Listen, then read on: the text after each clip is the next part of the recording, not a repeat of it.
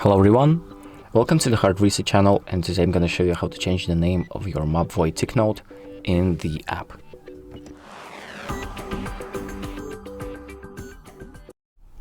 So the first thing that we're going to do is open up the TicNote app and make sure that you're in the recordings tab and make sure that your device has been paired to the app prior to this.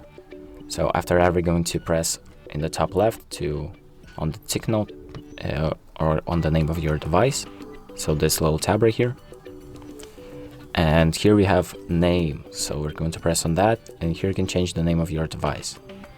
So I'm going to name it to, for example, test TicNote, and then press save. So here, as you can see, the name has changed, and if I exit out, it has also changed in the top left right here.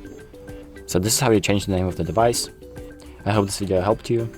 Thank you for watching, and make sure to like and subscribe.